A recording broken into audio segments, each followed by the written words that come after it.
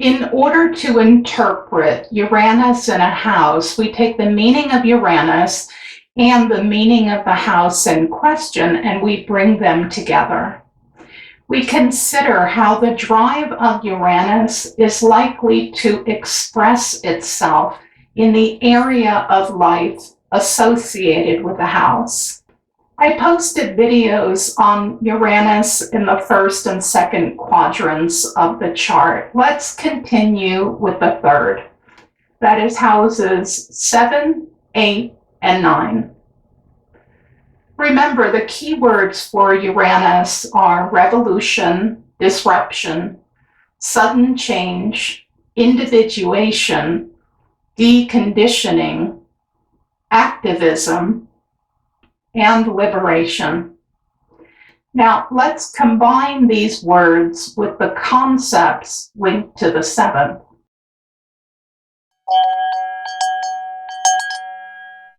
The seventh house is ruled by Venus, goddess of love. This goddess is often depicted holding a hand mirror, and that mirror is the nature of the seventh. Now, the ascendant is the part of yourself that you can see easily and you consciously know.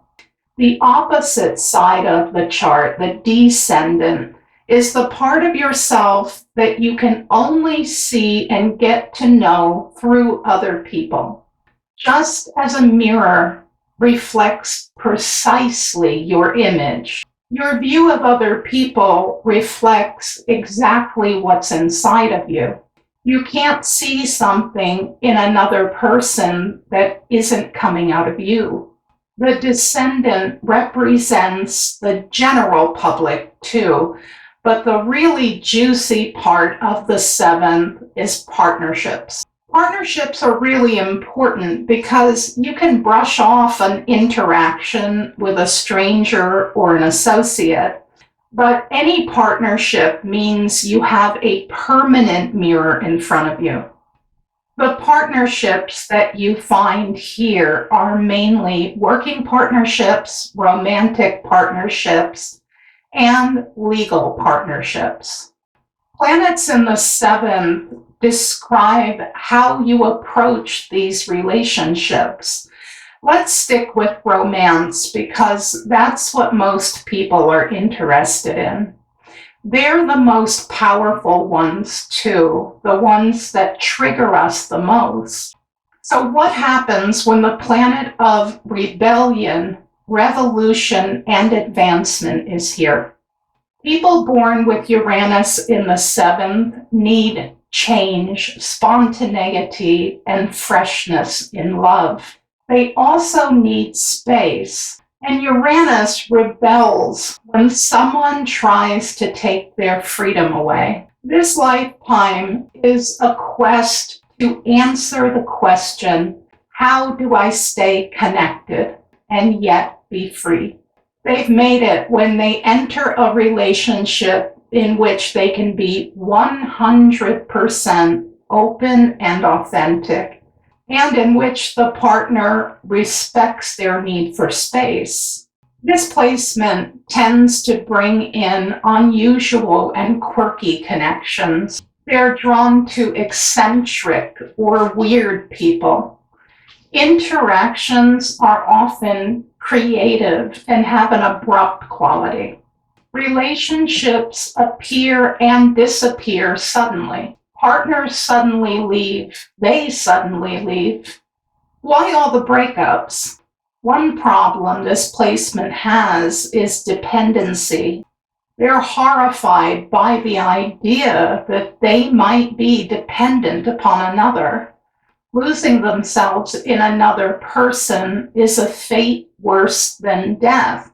So they do well in unconventional relationships. Uranus brings sudden closeness and sudden distance, love that pushes boundaries, a mutual desire to reform society, a mismatched pair. One of the gifts of this placement is a natural understanding of how love comes and goes. Sometimes your partner feels like a stranger, and sometimes you fall in love again.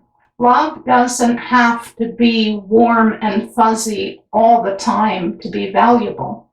Another thing we find when Uranus is here is sapiosexuality.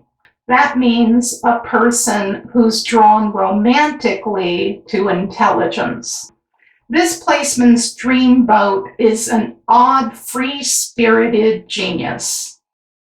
Lastly, because Uranus is the planet of friendship, another quirk I've seen with this placement is conflict with the partner about the role of friends in their life. The line between friendship and romance is in some way problematic.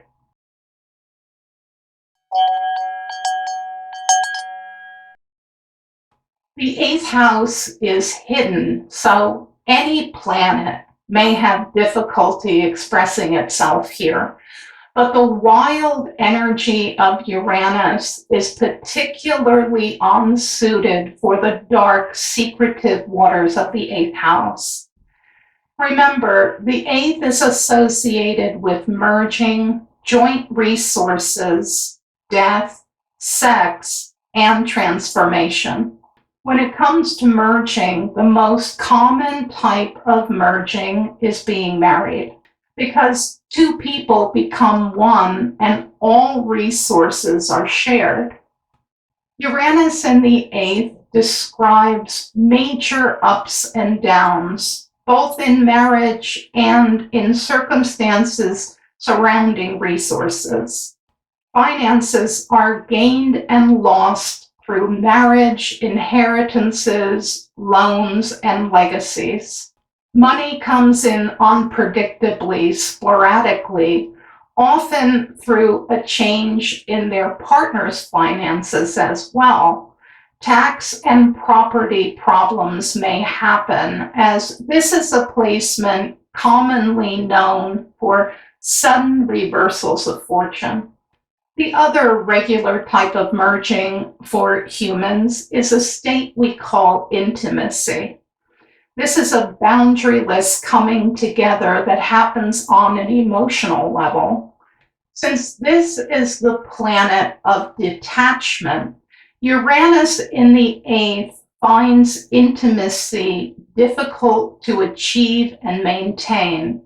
They're afraid of being swallowed up, so they'll avoid it altogether. Or they'll make a serious commitment to someone that it's difficult to be close to. Likewise, they often have offbeat sexual desires. Their detachment comes with an explorative zest for sexuality. This is only helped along by a rebellious attitude when it comes to what society considers taboo. The native has a deep need for freedom and independence that feels urgent, as if a matter of life and death. This is unlikely to be obvious, though, as the drive for independence is under the surface. This is a water house, a house of inheritance. So the conflict often comes from the fact that independence was not encouraged in childhood. In other words, the native had to hide this desire. With Uranus here, the person has often been shaken to the core in the family of origin. And since Uranus finds it easy to cut things away in order to advance, this placement indicates a natural gift when it comes to deconditioning from early programming. They can cut out toxic people more easily than other placements, and when they're done, they're done. The eighth is the house of pressure and crisis. When Uranus is here, pressure and crisis brings significant change that is often unexpected. During these periods of change, they're likely to be freaked out by what they consider the dark and disturbing chambers of the psyche. This is a natural part of the transformation Uranus brings because revolution isn't pretty. They're also drawn to the transformative power of divination and the occult. It's as if they want to lift the lid off everything hidden, mysterious, and secret. All of their experiences with merging, sex, and death are for the purpose of rebirth into a new life, a new self.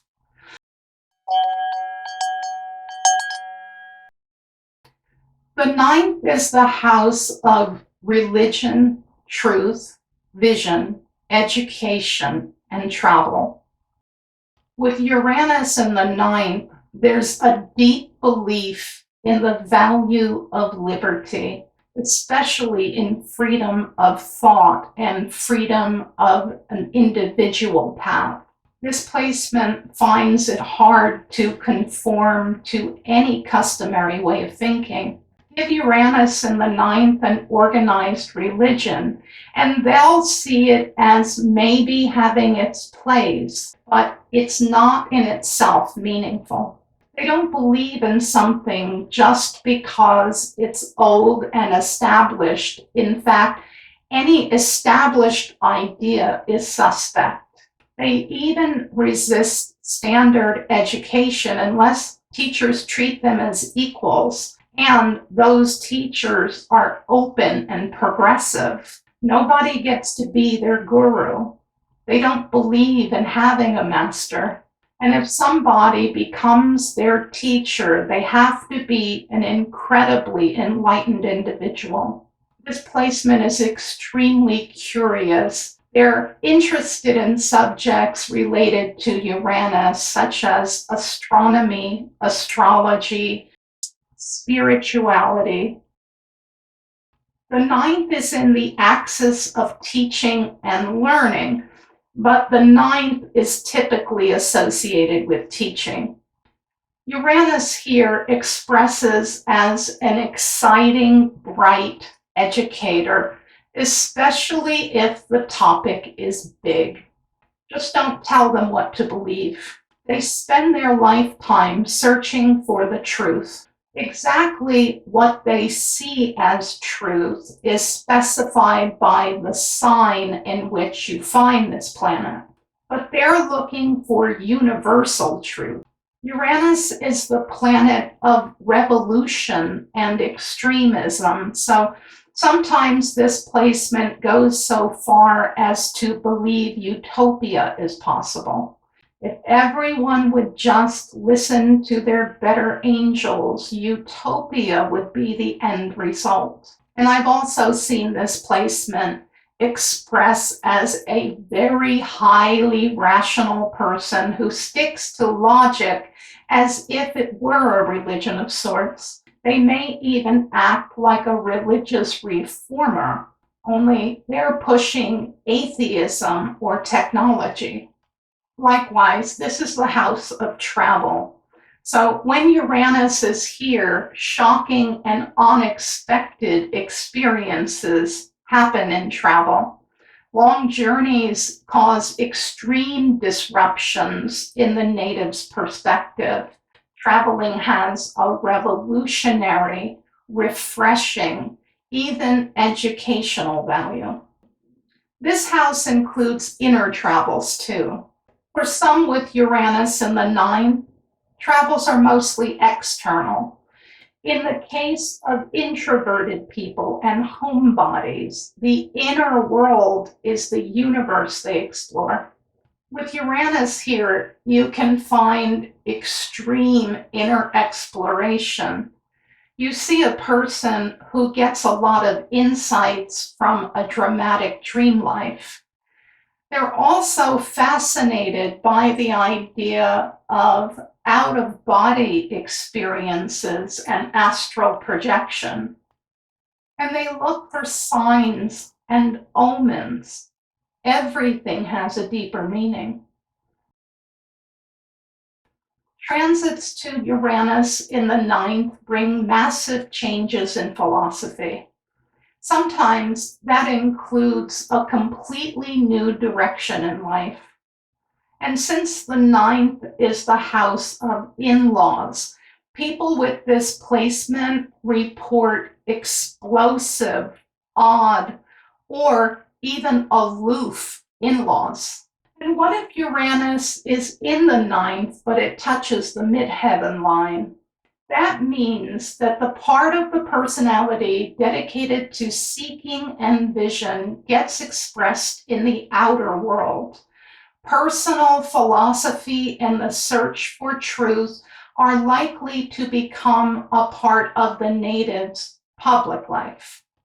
So there you have it. We've been over 3 more placements of Uranus.